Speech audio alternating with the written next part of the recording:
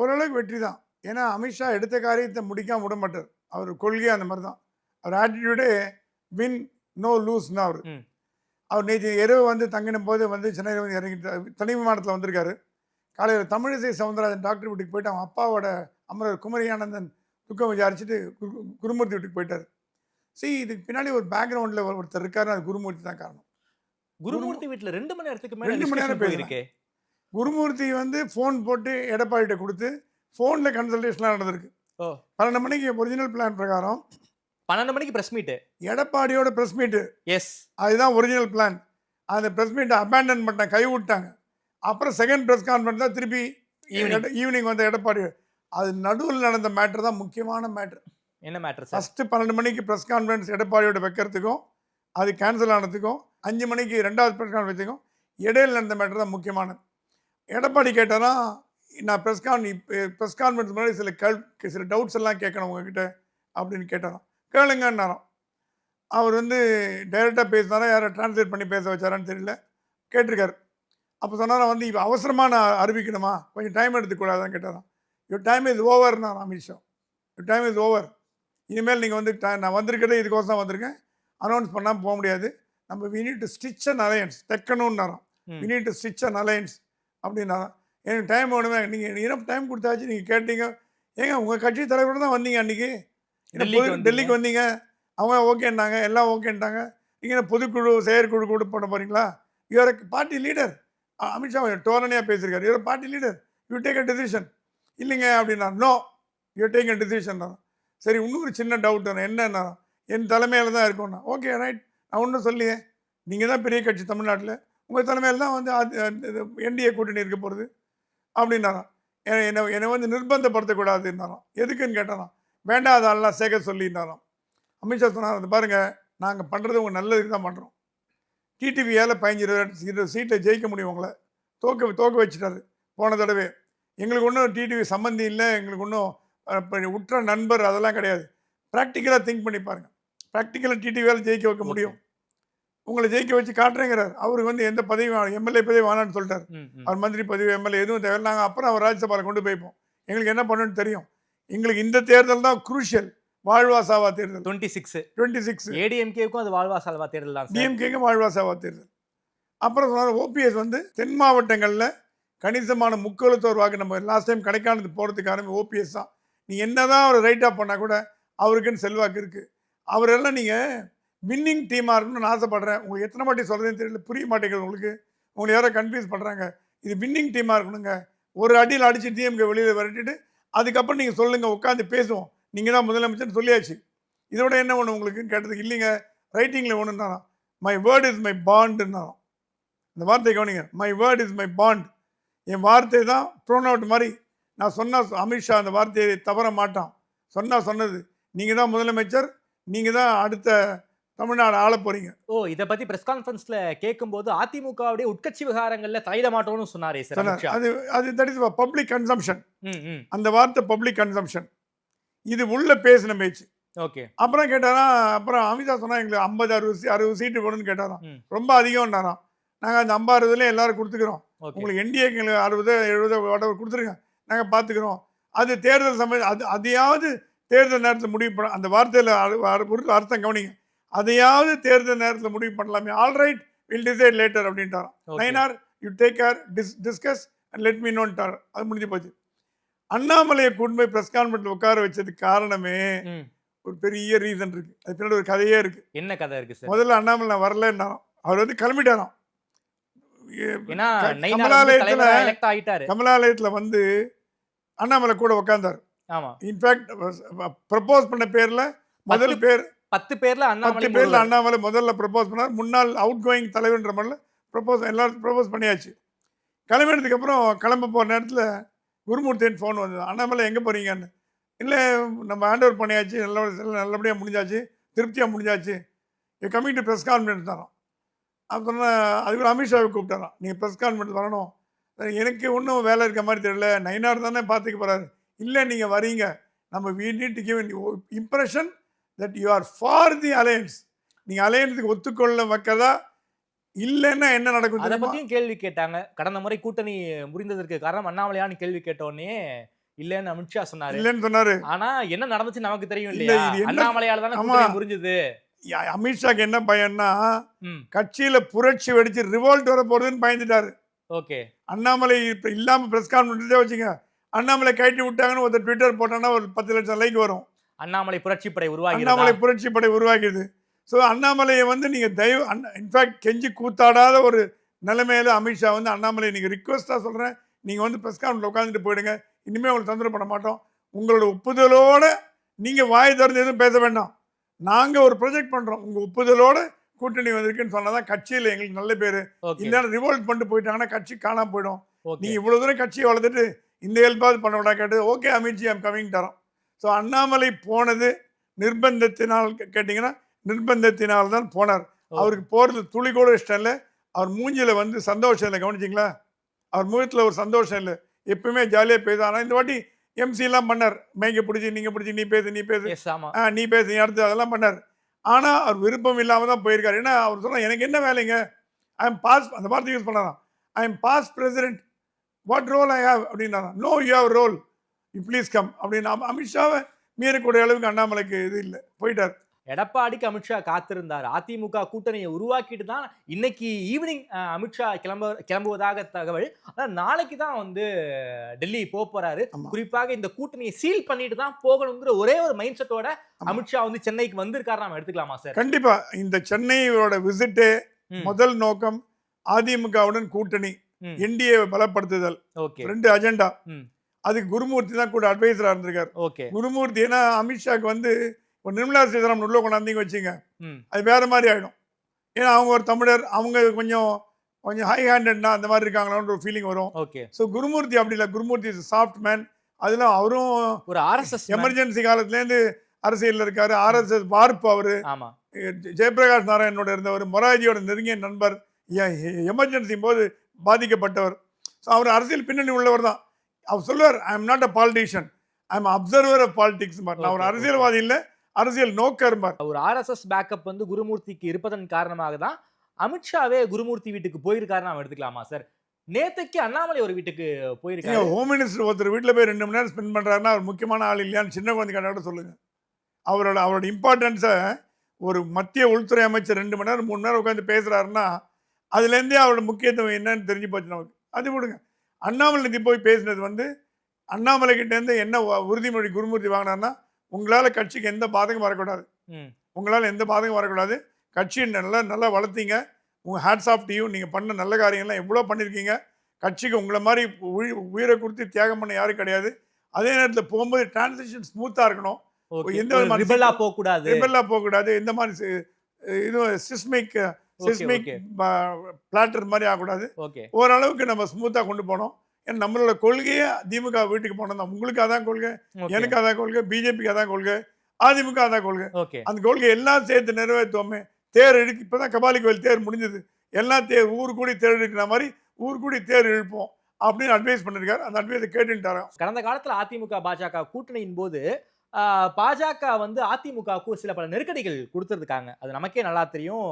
அதை வந்து வெளிப்படையாக நம்மளால பேச முடியாது. ஆனா இந்த எலெக்ஷனை பொறுத்த வரைக்கும் அதிமுக வந்து இப்போ வந்து ஒரு எதிர்கட்சியா தான் இருக்காங்க. ஃபுல் ஃப்ரீ ஹேண்ட் கொடுத்துட்டாங்க போல இருக்கே. டெல்லிக்கு வந்து எடப்பாடி போன பிறகு அதிமுக பாஜக கூட்டணி சீல்டுன்னு எல்லாருமே பேச ஆரம்பிச்சாங்க. அதற்கு பிறகு அமித்ஷா வந்து ட்வீட் போட்டார், என்டிஏ கூட்டணி தமிழ்நாட்டில் உருவாகும்னு போட்டாரு. ஆனா எடப்பாடி பழனிசாமி ஒரு வார்த்தை கூட சொல்லல. நாடாளுமன்றத்துல வக்பு மசோதாவை எதிர்த்து ஓட்டு போட்டிருக்காரு. அது பாஜகவுடைய கனவு திட்டம், எதிர்த்து ஓட்டு போட்டிருக்காரு. ஸோ இப்போ வந்து கொள்கை வேறு கூட்டணி வேறு, ஒரு காமன் மினிமம் ஒரு ப்ரோக்ராம் நாங்க உடன்பட்டு நாங்கள் செயல்படணும்னு அமித்ஷாவே சொல்லியிருக்காரு.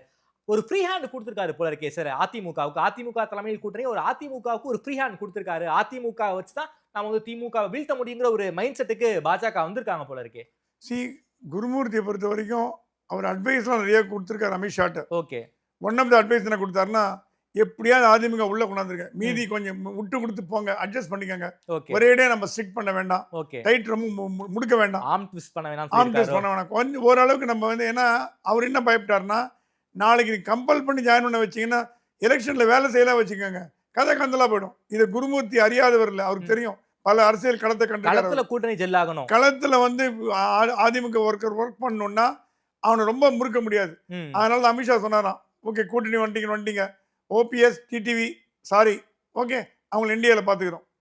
அதெல்லாம் வந்து அமித்ஷா ஒத்துனதுக்கு காரணமே ஓகே. ரொம்ப முறுக்க கூடாதுன்னு தான். நீங்க கேட்கலாம் அமித்ஷா போன வாரம் டெல்லியில சொன்னதுக்கும் என்டிஏ ட்வீட் போடுறது இப்போ என்ன வித்தியாசம்னு.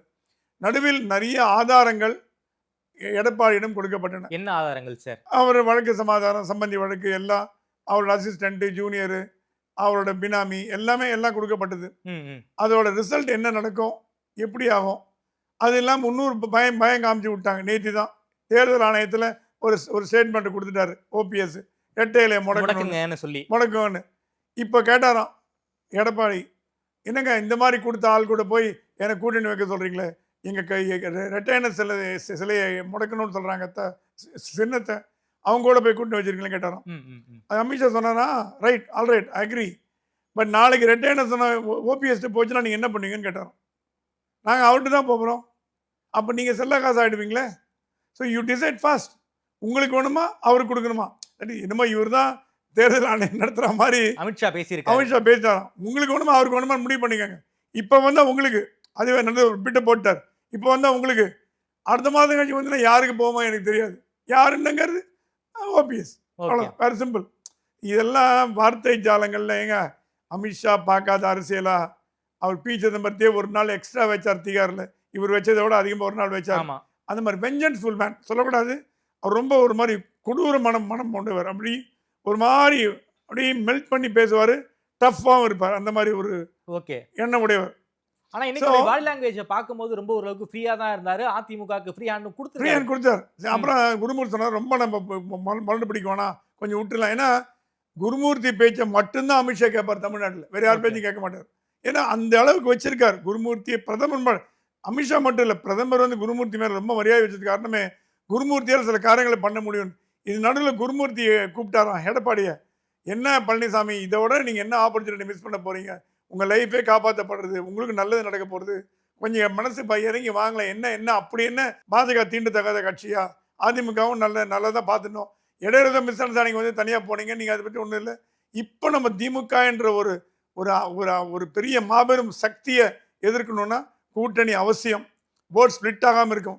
நம்ம சீமானை உள்ளே எடுத்துக்கலாம், நீங்கள் கவலைப்படாதீங்க, நாங்கள் எல்லாம் பண்ணிக்கிறோம், நீங்கள் முதல்ல அக்ரிமெண்ட்டில் கையெழுத்து போனீங்க, ப்ரெஸ் கான்ஃபரன்ஸ் வாங்கன்னு சொன்னதுக்கப்புறம் பெரிய மனசு பண்ணி அவர் அப்புறம் இதுக்கு நடுவில் எடப்பாடி என்ன பண்ண, அவர் கட்சி தலைவர்லாம் கூப்பிட்டுருக்காரு. எல்லாரும் ஒரே கோரஸாக சொன்னாங்களாம், அண்ணே நீங்கள் ப்ரெஸ் கான்ஃபரன்ஸுக்கு போனோம் இன்னும் கிளம்பிட்டார். ஓபிஎஸ்க்கும் அதிமுகவுக்கும் எந்த தொடர்பும் கிடையாது, அவர் தனியே, நீங்க உங்களுக்கு தான் ரெட்டைன்னு சொன்ன பிறகுதான் எடப்பாடி வந்து பிரஸ் கான்ஃபரன்ஸ்க்கே வந்திருக்காரு. அப்படிதான் நான் கேள்விப்பட்டேன். ஓகே நான் கேள்விப்பட்ட நியூஸ் அதான். அதிமுக பாஜக கூட்டணிக்காக தான் தலைவர் மாற்றமே நடந்திருக்கா சார்? நயினார் தான் தலைவராக போறாரு. ஸோ ஏற்கனவே ஏடிஎம்கேல இருந்து வந்தவர். ஸோ ஒரு ப்ராக்சி ஏடிஎம்கேவா பாஜக தலைவரை கொண்டு வந்தாச்சு, அதன் காரணமாக தான் இந்த அளவுக்கு சுமூகமா போகுங்கிற ஒரு முடிவையும் டெல்லி எடுத்திருக்காங்களா? கூட்டணிக்காக அண்ணாமலை காவு கொடுக்கப்பட்டானா கண்டிப்பாக காவு கொடுக்கப்பட்டார். ஓகே, ஏன்னா அவரை வந்து நிர்பந்தப்படுத்தி நீங்கள் தலைவராக கண்டிப்பாக பண்ண வச்சிருக்கலாம். ஆனால் காவு கொடுத்து அவரோட இத்தனை வருஷம் 3 வருஷத்துக்கான ஒர்க்கெல்லாம் வந்து நீங்கள் வந்து ஒரு அளவுக்கு ரெஸ்பெக்ட் கொடுத்தா கூட அவரோட எண்டிங் சரியில்லை, பிகினிங் பிரமாதமாக இருந்தது. ஓகே, அவருடைய டென்யூர் வந்து அப்ரப்டாக முடிஞ்ச மாதிரி. இப்போது முக்கியமான தலைவர்லாம் பேசியிருந்தேன் பாஜகவில், அவங்க சொன்னாங்க அண்ணாமலையை வந்து இன்னும் கொஞ்சம் நம்ம மரியாதையை ட்ரீட் பண்ணி வெளியில் அமைச்சிருக்கலாம், இன்னும் திடீர்னு போய்ட்டு கெட் அவுட் அப்படின்னு சொல்கிற மாதிரி ஆகிப்போச்சு. அதுதான் அவருடைய தொண்டர்கள்லாம் ரசிக்கலை. அண்ணாமலையோட விசிறிகள் தொண்டர்கள் ரசிக்காத காரணம் ஓவர் நைட்டாக தூக்கி அடித்த மாதிரி, அந்த மாதிரி இல்லை, தூக்கி அடிக்கல. ஏதாவது முக்கிய பொறுப்பு கொடுப்பாங்களா சார்? என்ன பொறுப்புன்னு தெரியல. அண்ணாமலை வாங்குற நிலைமையில் இல்லை. அவர் 3 மாதம் லீவில் உத்தரகண்டும் ஹிமாலயாஸ் போறாரு ஃபேமிலியோட. இமயமலைக்கு போறாரா? இமயமலைக்கு போறாரு, ஃபேமிலியோட போறாரு. ஏன்னா அவர் வந்து 3 வருஷமா ஃபேமிலியோட டைம் ஸ்பெண்ட் பண்ணவே இல்லை. பாவம் அந்த குழந்தைங்களும் அப்பா எங்கே கூப்பிட்டு போலேன்னு இருக்கு. லண்டன் போனவங்க கூட தனியாக தான் போனார். ஸோ அடுத்த வாரம் கிளம்புறாரு. Is going on vacation. 3 மாதம் எந்த ஃபோன் எந்த இதுவும் இல்லாமல் ஃபேமிலியோட ஸ்பெண்ட் பண்ணிட்டு 3 மாதம் கழிச்சு வந்து அப்புறம் தமிழ்நாட்டில் என்ன நடக்குதுன்னு பார்க்கணும். அவர் போயிட்டு வர வரைக்கும். ஏன்னா புது தலைவர் வந்தாருன்னா இவருக்கு இனிமேல் ரோல் கிடையாது. ஓகே, இவருக்கு ஒன்றும் பெரிய ரோல் இப்போ இவங்க மாதிரி நம்ம பொன்னார் மாதிரி தமிழிசை மாதிரி அவர் எக்ஸ் தலைவர் தான் இருப்பார். அவர் எக்ஸ் தலைவராக செயல்பட போகிறதா இல்லையாங்கிறத 3 மாதம் கழிச்சு தான் பார்க்கணும். என்ன வெக்கேஷன் போயிட்டு வந்த அப்புறம் தான் முடிவு பண்ணுவார். என்ன மைண்ட் செட்டில் சார் இருக்கார்? அண்ணாமலைக்கு வந்து ஒரு பேக் ட்ராப் ஆயிருக்கு, என்ன மைண்ட் செட்டில் இருக்காரு? இல்லை எலிவேட் பண்ணுவாங்களா? எல்முருகனை வந்து எலிவேட் பண்ண மாதிரி அண்ணாமலை அவர்களை எலிவேட் பண்ணுவாங்க. அதாவது பாஜகவை ஒரு தமிழ்நாடு மத்தியில் ஒரு பேசுபொருள் ஆக்கியதுல அண்ணாமலைக்கு ஒரு மிக முக்கியமான ரோல் இருக்கு, பங்கு இருக்கு. அதுக்கு வந்து ஏதாவது வந்து ஒரு வெகுமானம் கொடுக்கணும்ல சார் தேசிய பாஜக? வெகுமானம் கொடுக்கணும். அண்ணாமலை வெகுமானம் வேணான்னா என்ன பண்ணுவீங்க? எனக்கு மத்திய அமைச்சரவை பதவி வேண்டாங்கிறாரு. ம். எனக்கு வந்து ஆளுநர் பதவி வேணாங்கிறாரு. டூ ஏர்லின்ட்டாரு. ஆளுநர் பதவி வயசு இருக்கு சார் வயசு அவருக்கு. இருக்கு. அகில இந்திய பொதுச் செயலாளர் பாஜக பதவி வேண்டான்ட்டாரு. ஜெனரல் அப்புறம் செக்ரட்டரி ஜெனரல் செக்ரட்டரி பொதுச் செயலாளர் அது வேண்டான்ட்டாரு. தேசிய செயலாளரை விட கொஞ்சம் உயர்ந்த பதவி உயர்ந்த பதவி பொதுச் செயலாளர் ஆர்கனைஸ் செக்ரட்டரி அடுத்த லெவல் செயலாளரோட பெரிய போஸ்ட் ஓகே. அது கொடுக்குறேன்னாங்களாம். எதுவுமே வேண்டான்ட்டாரு. அவர் எந்த மூட்ல இருக்காருன்னு தெரியல. அவர் வந்து ஆனா இது அஃபெண்டட் மனதளவில் அண்ணாமலை பாதிக்கப்பட்டிருக்காருன்னா கண்டிப்பா அண்ணாமலைக்கு பாதிக்கப்பட்டிருக்காரு. வருத்தம் இருக்கு. அண்ணாமலைக்கு வருத்தம் இருக்கு. அது வந்து மறுக்க முடியாத உண்மை. ஆனா அண்ணாமலைக்கு இந்த அதிமுக பாஜக கூட்டணிக்கு விருப்பம் இல்லைங்கிற மாதிரி தெரியுதே சார். அது என்ன காரணம் சொல்றாருன்னா எனக்கும் எடப்பாடிக்கும் பஞ்சாயத்து சண்டையே கிடையாதுங்க. ம், ம், எனக்கு எடப்பாடி பிடிக்காம போறதோ அவரு என்ன பிடிக்காம போறதே கிடையாது. ம், நான் கொள்கையை பத்தி பேசுறேன். ம், நாளைக்கு ஓட் டிரான்ஸ்ஃபர் ஆனோம். ம். பாஜக ஓட்டெல்லாம் ஏடிஎம்கே போனோம். அதிமுக ஓட்டெல்லாம் பாஜக வரணும். வருது இல்ல சார். பாரதிய ஜனதா கட்சி ஓட்டு அங்க போகும். ம். அதிமுக ஓட்டு வரலன்னா என்ன பண்றீங்கன்னு கேட்டோம். வந்ததுனால தானே சார் கோவையில வந்து வானதி எம்எல்ஏ ஆயிருக்காங்க. மொடக்குறிச்சியில அது வந்து பழைய சரஸ்வதி கதை. எம்எல்ஏ ஆயிருக்காங்க. பழைய கதை. நயினார் வந்து எம்எல்ஏ ஆனாரு. பழைய கதை. நீங்க சொல்றது 5 வருஷம் முன்னாடி கதை. ம், அதுக்கப்புறம் உள்ளுக்குள்ள இந்த மச் வாட்டர் ஃப்ளோ நடந்த பிரிட்ஜுமாங்க. ம். அந்த மாதிரி நிறைய விஷயங்கள் நடந்திருக்கு. ஓகே. அவங்களும் மனசு வருத்தப்பட்டாரு. இப்போ ம். எடப்பாடி முழு மனசோட கூட்டணிக்கு வந்தா நினைச்சிட்டு இருக்கீங்க. வரலையா? பின்ன எப்படி வருவாரு? அவர் விஜயோட போனதான் துடிச்சிட்டு இருக்காரு. அவரு விஜய் சொல்லிட்டாராம் டிசம்பர் 25 வரைக்கும் நோ அலையன்ஸ் ஸ்டாக்ஸ்ன்ட்டாராம். ம். கதையை மூட்டாங்க. உன்னை 2ஆம் கட்டத்திலாம் சொன்னாங்களாம். அண்ணா இன்னைக்கு விஜய் நம்பி நீ ஜனவரி வரைக்கும் வெயிட் பண்ணினா கஷ்டமாயிடும். அதுக்கெல்லாம் பாரதிய ஜனதா கூட்டணி போயிடும். திருப்பி எஸ்டிபியோட கொஞ்சம் மாரடிக்கணும். அவங்க வந்துருவாங்க 5 வருஷம் கழிச்சு. ஓகே. அதனால தயவு செய்து ஒரு முடிவு எடுத்துட்டு நீங்க இங்கேயே வந்துருங்க அப்படின்னு எல்லாம் அவர் வந்து ஃபேமிலி குடும்பம் நெருக்கி இருக்கு. ம், ம். யார் எடப்பாடிய? எடப்பாடிய ம், ம், குடும்பம் நெருக்கி இருக்கு.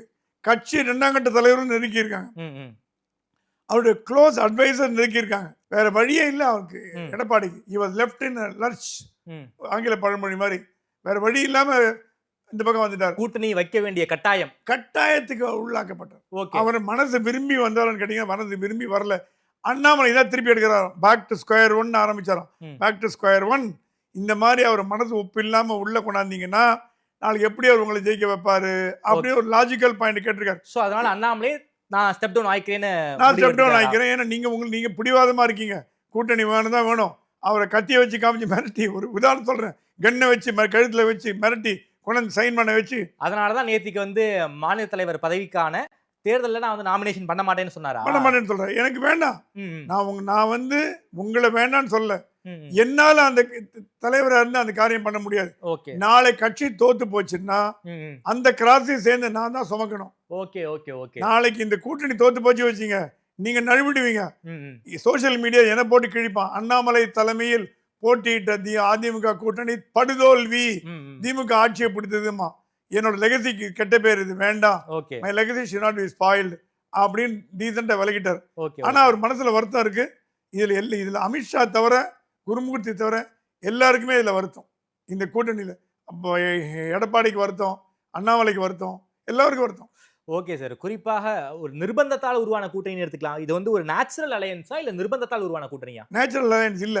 ஓகே. நேச்சுரல் அலையன்ஸ் இல்ல. அவர் வந்து இந்த நேச்சுரல் அலையன்ஸா மேக் பண்ண முடியுமா? திமுகவுக்கு எதிராக நரேட்டிவ் செட் பண்ணுவதற்காக ஒரு வந்து ஒரு அன்நேச்சுரல் அலையன்ஸ் தான். இதை வந்து திமுகவுக்கு எதிராக ஒரு நரேட்டிவ் செட் பண்றதுக்கு ஒரு நேச்சுரல் அலையன்ஸால அமித்ஷாவாலேயோ எடப்பாடியாலேயோ கொண்டு போக முடியுமா?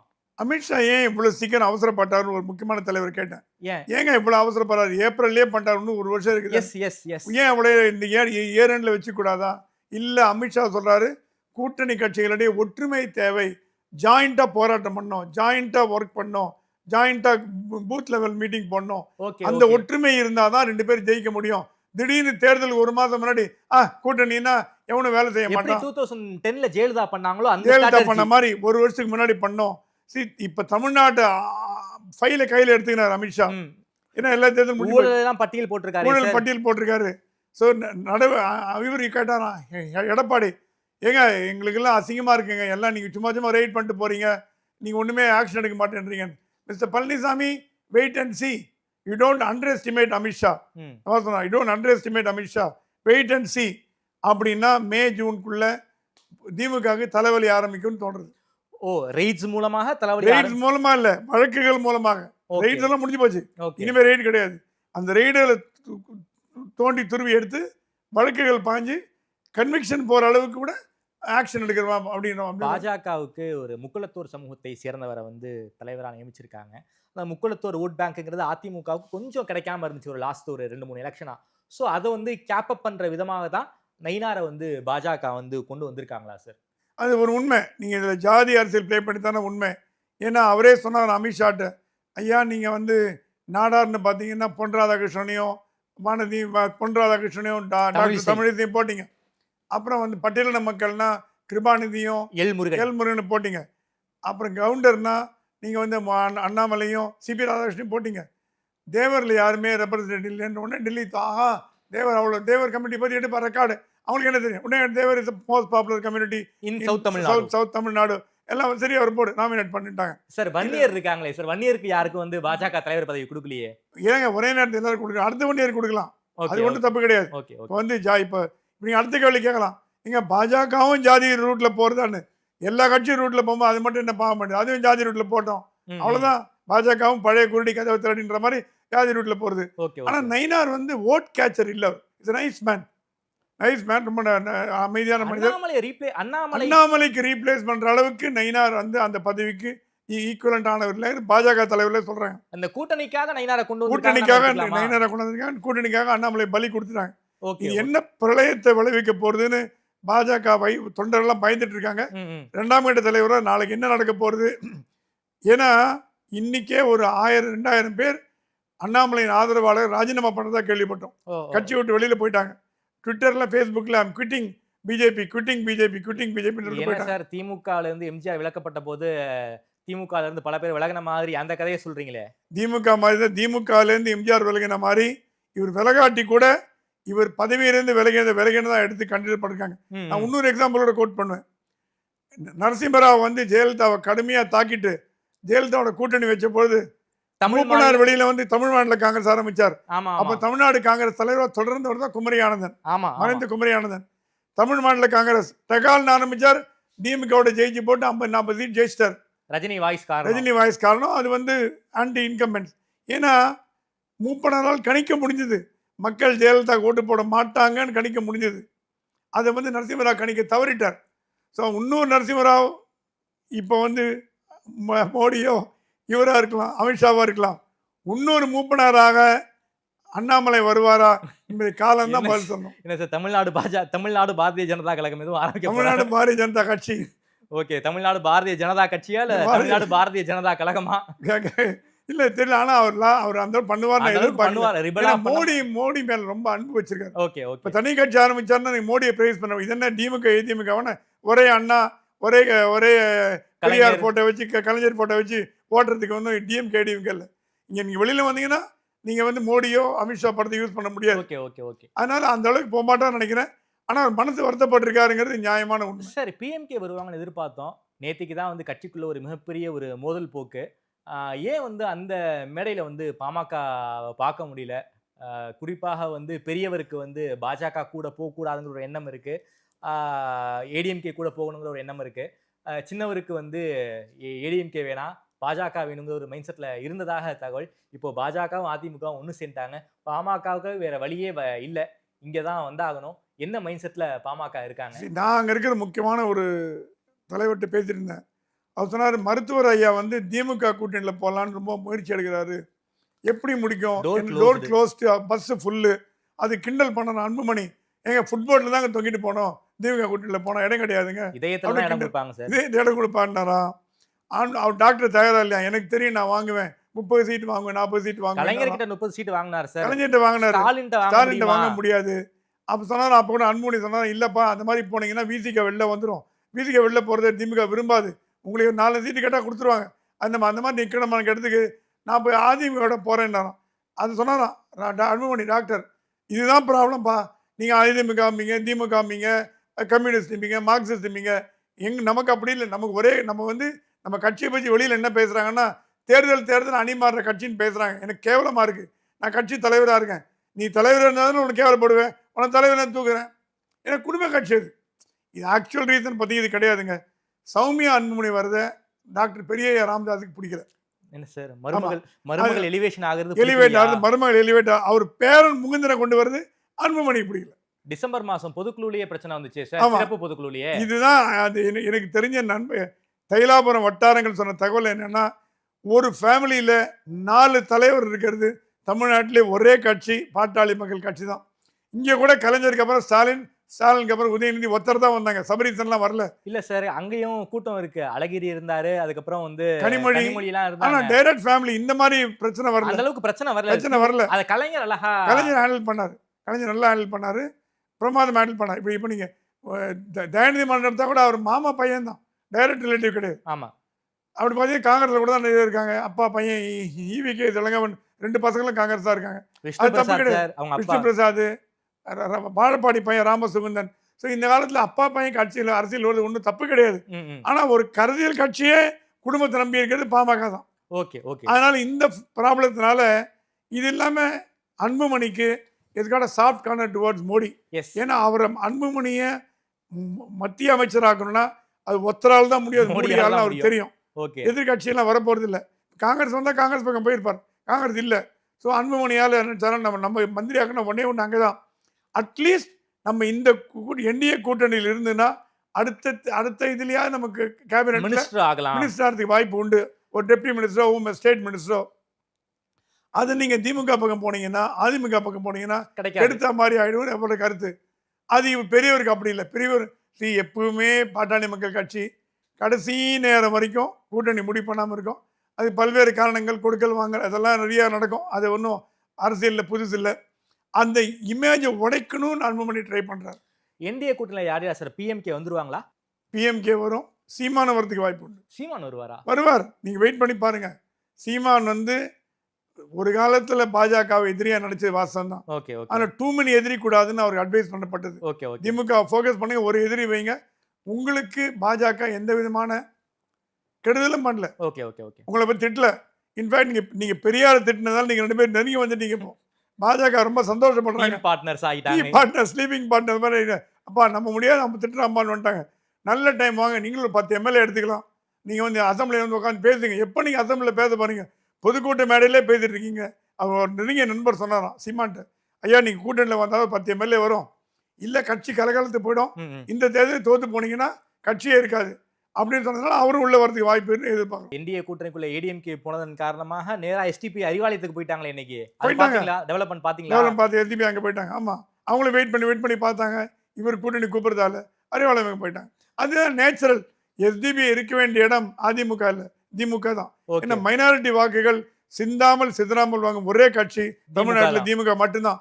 அது நான் எந்த மேடையில வேணா எங்க வேணா தைரியமா சொல்ல தயார். எனக்கு என்னோட 50-50 ஆண்டு கால அரசியல் வாழ்வில் நான் பார்த்தது மைனாரிட்டிகள் எப்போ ஜெயலலிதா எம்ஜிஆர் இருந்த மாதிரி வேறு விஷயம். நீங்க அடுத்த கேள்வி கேட்கலாம். ஜெயலலிதா எம்ஜிஆர் நம்பி மைனாரிட்டி வாக்கு போட்டாங்க. எடப்பாடி மைனாரிட்டி நம்ப மாட்டேன்றாங்களே. அதனால தான் பொண்ணோட கதவை திறந்து வச்சு உட்காந்தாரு. எஸ்டிபியை தவிர எந்த கட்சியும் வரலையே. அந்த திருப்பி ரிப்பீட்டாக கூட இருந்தால் என்டிஏ உள்ள வந்துட்டார். Okay sir. குறிப்பாக இப்போ என்டிஏ கூட்டணி அமைந்துருச்சு. திமுகவுக்கு ஒரு டஃப் கொடுக்க முடியுமா சார் என்டிஏ கூட்டணியால? என்ன பிளான்ஸ் வச்சிருக்காங்க என்டிஏ கூட்டணி? அமித்ஷா என்ன பிளான் வச்சிருக்காரு? கண்டிப்பாக கொடுக்க முடியும். ஏன்னா சட்டசபை தேர்தல்கள் is matter of numbers. Okay. 2000 வாக்கு வித்தியா. அப்பா ஒரு ஓட்டில் ஜெயிச்சா தோத்து போனார். ஞாபகம் இருக்கு. இன்பதுரையிட்ட ஒரு வாக்கில் தோத்து போனார். 100 வாக்கில் தோத்து போனவங்க அதிகம், 1000 வாக்கு தோத்து போனவங்க அதிகம்.